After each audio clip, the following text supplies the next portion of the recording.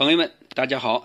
今天修一台苏泊尔的智能电饭煲这台电饭煲嘛，客户说，开始之后加热一段时间，然后就停了，不加热了，然后把电拔了，再插上电，再按开始，又加热。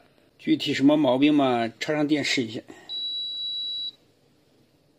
功能：煮粥、稀饭、煲汤，少量煮。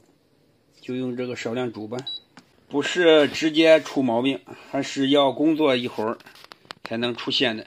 A few moments later， 加热了10分钟整，现在出现了异铃，这与以往的一开机出现异铃好像不太一样，很有可能是温度传感器出了毛病，好像不是断了线。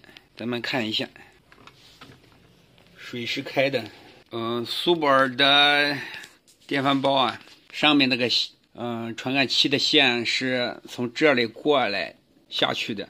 卸了螺丝之后我们看一下这个线断了没有仔细看一下这个白线断了一根。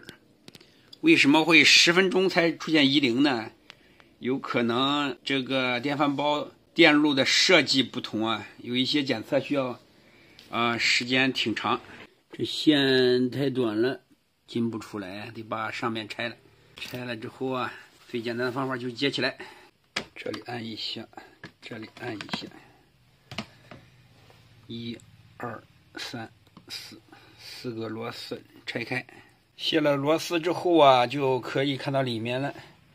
我们用力拽一下这根线，如果是这根线没有问题的话就拽不断，有问题的话就可以拽断了。底下的线拉上一块儿，我们接起来。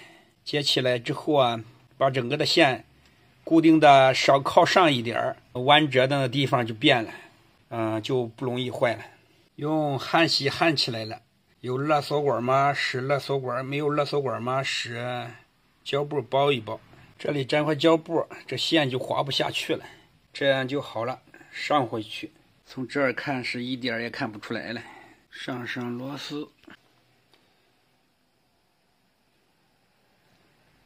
再怎么用也不出问题了。这就是一个通病记住这一个苏泊尔智能电饭煲的故障，自己就可以解决了，是不是挺简单？好了，今天的视频就到这里，喜欢我的朋友点赞、关注、转发，再见。